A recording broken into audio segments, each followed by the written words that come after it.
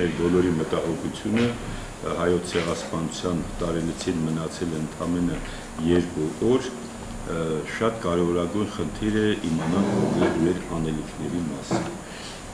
Եվ կոնկրետ ես հիմա խոսեմ ճանաչման գործընթացի հետ կապված, քանի որ հիմնական թեմատիկան դա է, ասեմ, որ հայոց ցեղասպանության ճանաչման գործընթացը նախ սկսվեց դեռևս 1915 թվականի մայիսի 24-ից, երբ Անտանտի երկրները դատապարտեցին ոչրագործ Թուրքիայի քաղաքականությունը, դա համարելով մարդկության եւ քաղաքակրթության դեմ իրականացված հանցագործություն։ Ընդ որում նշվեց եւ պատասխանատվությունը ասվեց, որ դրվում է թուրքական կենտրոնական իշխանությունների եւ տեղական կառավարիչների վրա։ Այնուհետև երկրորդ կարևոր ճանաչման հանգամանքը Օսմանյան կայսրության դատարանի կողմից ընդունված հայտնի որոշումն էր, դատական այն նիստը, որը կայացավ արդեն երիտուրք պարագլուխների իշխանությունից հեռացումից հետո, երբ արդեն 1918 թվականի Մուդրոսի զինադատարից հետո թուրքական նոր իշխանությունները Անտանտի երկրների նաև ներկայացուցիչների ճնշման տակ դատական ուղղակի հայց ներկայացրին եւ կոնկրետ պատերազմի ներքաշման եւ հայոց ցեղասպանության մեջ մեղադրվող թուրք ոչրագործներին դատի տալու մասին։ Իհարկե այն ժամանակ ցեղասպանություն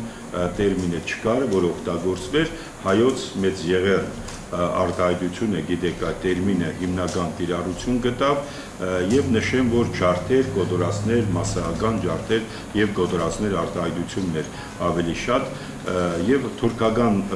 դատական նիստը, թուրքական դատարանը 1915 թվականի արդեն հուլիսի 5-ի ամփոփ որոշումով պատերազմի հանցագործներին դատի տվեց պատերազմի մեջ Թուրքիա ներքաշելու եւ հայոց մասսայական ջարդերը կազմակերպելու համար, ընդ որում դրանց պարագլուխներից դուք գիտեք Թալիատ, Ենվեր Ջեմալ, Բեայեդին Շաքիրը,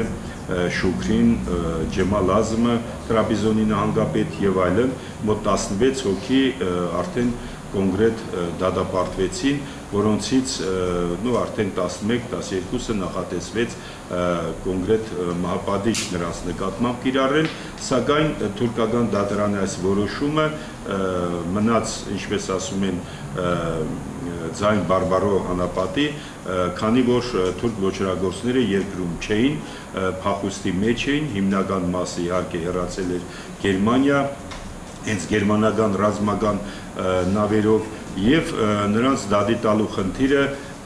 արդեն մնաց ապագային, փառք Աստծո, որ հայ վրեժառուները լուծեցին այսպես կոչված թուրքական դատարանի որոշումը եւ իրենց ձեռքով այդ ոչրագործների դատաստանը տեսան Նեմեսիս ծրագրի շրջանակներում։ Ես չեմ ուզում դրա մասին մանրամասն ասել, դուք գիտեք, որ վերջինը իհարկե դոկտոր Նազմն էր, որ 1926 թվականին արդեն թուրքական իշխանության դեմ ուղղակի հեղաշրջման մեղադրանքով արդեն մեղադրվեց եւ կախարան բարձրացվեց։ Իմիջիայլոց նշեմ, որ Սողոմոն Թեյլերյանի դատավարությունը նույնպես կարևորագույն փաստաթուղթ է վկայությունների ներկայությամբ, որը նաև ճանաչման որոշակի գործընթաց պետք է համարել եւ իրավական կարևորագույն փաստաթուղթ, որի վրա կարելի է հենվել նաև արդեն մեր պահանջատիրությունը դատական ատյաններ ներկայացնելու առումով։ Ես նշեմ, որ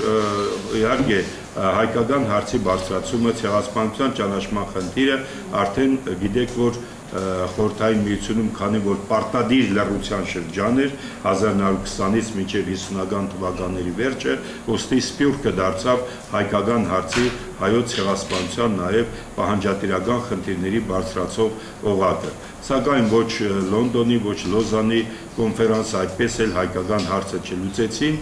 մի շատ կարևորագույն փաստաթուղթ կա, դա Վիլսոնի իրավարար վճիռն էր նոյեմբերի 22-ի 1920 թվականի,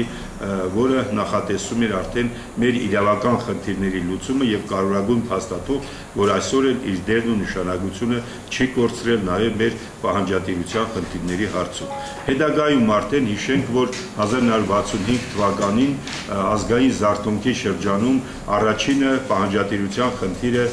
կոնկրետ բարձրացրեց հայ ժողովուրդը, լավ գիտեք, որ 50-ամյակի կապակցությամբ հայոց ցեղասպանության մեծ ցույց կազմակերպեց եւ ժողովուրդը պահանջում էր հողերը, ոչ թե ճանաչում, այլ տարածքային խնդիրների լուծում։ Դրան հաջորդեց Ուրուգվայի արդեն պարլամենտի ճանաչման գործընթացը, իսկ հետագայում արդեն մի շարք երկրներ, ինչպիսին Բելգիայի խորհրդարանը, Կիպրոսի խորհրդարանը մի քանի անգամ, Արգենտինան արդեն անդրադարձավ եւ ճանաչեց հայոց ցեղասպանությունը, այդ գործընթացը էլ ավելի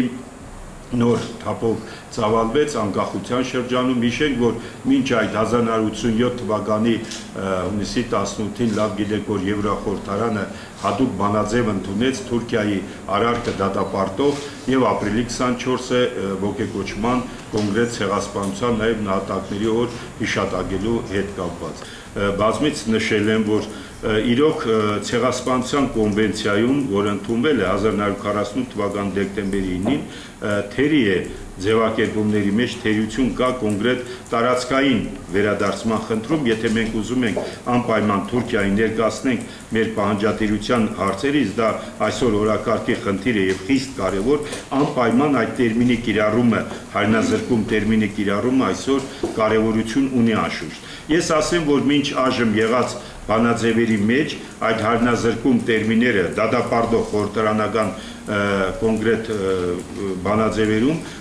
այդ նման տերմինի օգտագործումը շատ քիչ երկրների խորհրդարանում է որ կիրառվել։ Դա Ռուսաստանի Պետական դուման էր, այնուհետև Հայաստանի Գերագույն խորհրդի որոշումը, Լեռնային Ղարաբաղի որոշումը, ԵԺԿ-ի վերջին ընդունած որոշումը եւ նաեւ Եվրախորհրդարանի վերջերս ընդունած բանաձևում դրա մասին խոսվում է։ Սրանք կարևոր փաստաթղթային նշանակություն ունեցող